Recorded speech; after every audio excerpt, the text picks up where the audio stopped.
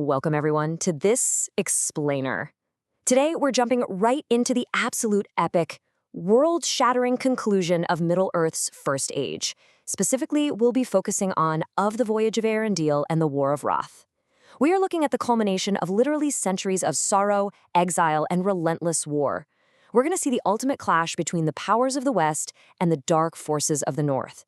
But, at its heart, this is really a story about a single mariner, a miraculous voyage, and a desperate plea for salvation. So think about this for a second. How do you defeat a god of darkness when all hope is lost? It's the ultimate question, isn't it? I mean, think about the apocalyptic stakes of Middle-earth's darkest hour. Morgoth, the great enemy, has essentially won. The great elven kingdoms, they're in ruins. The heroes of men are either dead or completely scattered. The shadow is absolute. When you are standing at the very edge of defeat and the architect of evil seems untouchable, what do? Where do you even begin to look for hope? Okay, let's dive right into this. Section 1, The Fall of Cirion and a Desperate Voyage. To really understand this, we have to start at the havens of Cirion. This is the very last refuge for the survivors of Beleriand. Our core figures here are Eärendil the Mariner, a man with a completely restless heart, just forever seeking the sea, and his wife, Elwing. Now, Elwing possesses something incredibly dangerous and highly coveted, a Silmaril. This is the holy jewel won by Beren and Luthien from Morgoth's own crown. And the timeline of these events shows just how fast everything falls apart over this one jewel. Driven by a tormenting, accursed oath to reclaim their father's gems, the surviving sons of Fëanor, Maedhros and Maglor, launch a sudden, brutal attack on the exiles at Cirion in a matter of days. It is an absolute massacre, elf slaying elf. Then, in a span of just hours, to prevent the jewel from being captured, Elwing makes a desperate leap, casting herself and the Silmaril straight into the sea. But, remarkably, all is not lost. In mere minutes, the Vala of the Sea, Ulmo, intervenes. He bears Elwing up out of the waves, giving her the likeness of a great white bird. And in a matter of seconds, driven by the urgency of her speed, she miraculously plummets from the night sky to reunite with her husband Eärendil aboard his beautiful ship, Vingulot. Let's just pause here for a second and really picture this moment. Eärendil is at the helm of his ship in the pitch dark of night, and he looks up to see a white cloud speeding beneath the moon, a pale flame on wings of storm. She literally falls onto the timbers of his ship in a swoon. By morning, Eärendil marvels to find his wife, back in her own form, sleeping beside him. It is a profoundly emotional and mystical reunion. Now, Eärendil takes that holy jewel, the Silmaril, and binds it upon his brow, and its light powers their ship forward. Moving right along to Section 2, The Voyage to Valinor. At this point, Eärendil's heart is just incredibly heavy. Cirion is ruined, and his young sons, Elrond and Elras, have been taken captive. Seeing absolutely no hope left in Middle-earth, he makes an impossible decision to seek Valinor, the blessed realm in the west.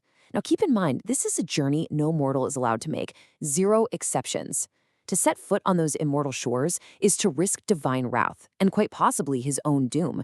But powered by the holy light of the Silmaril, they pass through waters no normal vessel could ever survive. They navigate the enchanted isles, they pierce the shadowy seas. And Eärendil steps onto the immortal shores entirely alone, telling his companions to stay back, so that he alone bears the wrath of the Valar. This is the ultimate selfless sacrifice. He isn't there for himself. He stands before the powers of Arda, delivering the errand of the two kindreds.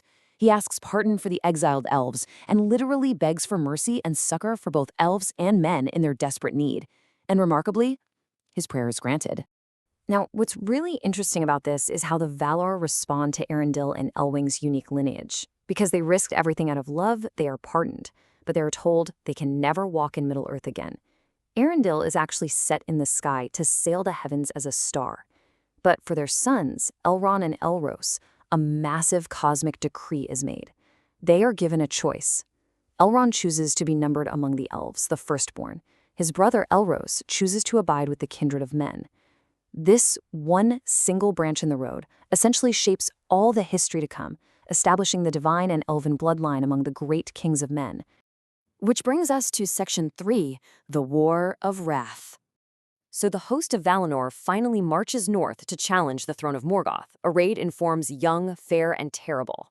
But Morgoth's power has become great beyond count. I mean, the entire north is ablaze.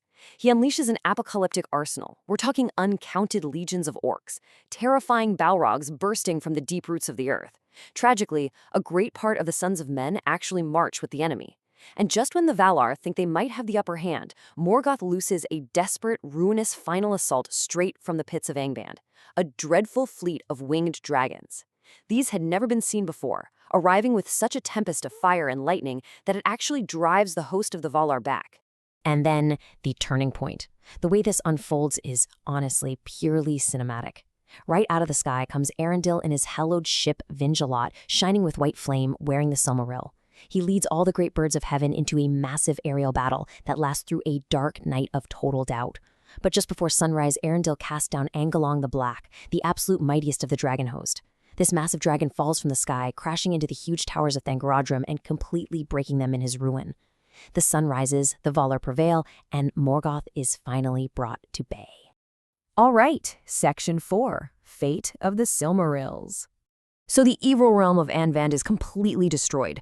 Morgoth is thrown on his face, his feet literally hewn from under him. He is bound once again with the great chain Anganor, and his iron crown is beaten into a collar around his neck. The final 2 Silmarils are taken from that crown, shining unsullied beneath the sky. But the tragic final act of this conflict belongs to the remaining sons of Fëanor, Maedhros and Maglor. They demand the jewels but are told their right to them has perished due to their merciless deeds. Despairing, yet still completely bound by their unbreakable, maddening oath, they disguise themselves. They creep into the camp at night, slay the guards, and steal the final 2 Silmarils. But fate has really turned against them now. Because of their evil deeds, the holy jewels reject them entirely. The gems burn their hands with his unbearable, agonizing pain. And this brilliantly illustrates the horrific consequence of their obsession. Maedhros, in absolute anguish, casts himself into a gaping chasm of fire along with his Silmaril, and Maglor, who was once mighty among the singers of old, unable to endure the torment of the jewel that burns his flesh, casts it straight into the tempestuous sea. He never returns to his people. He's doomed to wander the shores forever, singing in pain and regret beside the waves. It brings this profound, almost poetic closure to the long, bloody wars over these 3 gems. Look at how perfectly this balances out. One shines in the airs of heaven on the brow of Eärendil, one is swallowed by the fires in the heart of the world, and one rests forever in the deep waters of the sea.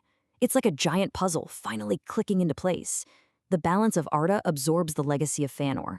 Finally, Section 5, Dawn of a New Age. With the Silmarils gone and Morgoth defeated, a new age dawns. But man, it comes at a catastrophic cost. The fury of this war literally broke the world. The map of Middle-earth is changed forever. The northern regions are rent asunder, the sea roars in through great chasms, hills are trod down, and the entire land of Beleriand is actually drowned beneath the waves. Now, while a great fleet of elves set sail to dwell on the lonely isle of Tol Eressëa, having been pardoned by the Valar, some iconic, far-sighted figures choose to linger in Middle-earth.